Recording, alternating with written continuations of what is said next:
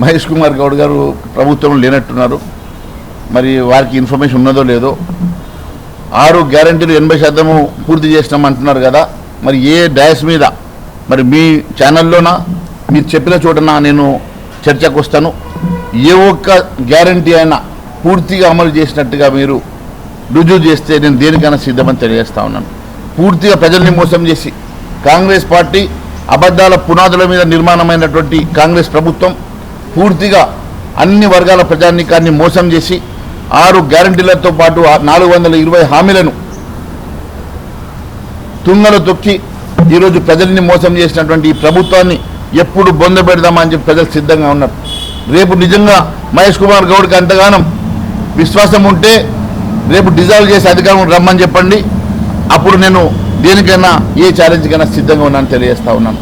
పూర్తిగా ప్రజల్ని మోసం చేసి అన్ని వర్గాల ప్రజానీకల్ని మోసం చేసి అధికారం చేజిక్కించుకున్న తర్వాత 420 హామీలను పూర్తిగా తుంగలు తొక్కడమే కాకుండా ఎక్కడ అభివృద్ధిని మచ్చకైనా కూడా కనబడకుండా అభివృద్ధిని పూర్తిగా పక్కన పెట్టి కేంద్ర నిధులతోటే ఈరోజు ఎక్కడ అభివృద్ధి జరుగుతుందంటే గ్రామీణ ప్రాంతాల్లో ఎన్ఆర్ఈజీఎస్ వల్ల లేకుంటే సిఆర్ఏఎఫ్ వల్ల వచ్చేటువంటి నిధులతోటి అభివృద్ధి జరుగుతూ ఉన్నది తప్ప ఒక్క రూపాయి కూడా రాష్ట్ర ప్రభుత్వం నుంచి అభివృద్ధి జరుగుతలేదు.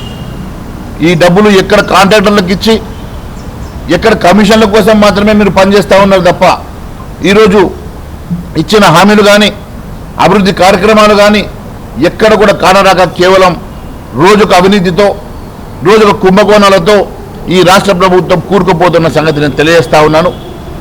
నేను మహేష్ కుమార్ గౌడ్ గారైనా లేకపోతే ఈ రాష్ట్రంలో ఈ ప్రభుత్వంలో ఉన్నటువంటి ప్రతి ఒక్కరిని నేను అడుగుతా ఉన్నాను. మీకు నిజంగా చిత్తశుద్ధి ఉంటే ఇచ్చిన హామీలు నెరవేర్చండి. మీకు నిజంగా చిత్తశుద్ధి ఉంటే మీరు బహిరంగ చర్చకు వచ్చి ఈ కార్యక్రమం చేశాము, ఇచ్చిన హామీలు మేము నెరవేర్చామని చెప్పి చర్చ కన్నా ముందుకు రండి. మరి ప్రజలన్నీ గమనిస్తూ ఉన్నారు. పూర్తిగా ప్రజల్ని మోసం చేసి ఈ ప్రభుత్వం మోసాల పునాదుల మీద ఈరోజు రాజ్యం వెళ్తా ఉన్న సంగతి నేను తెలియజేస్తా ఉన్నాను.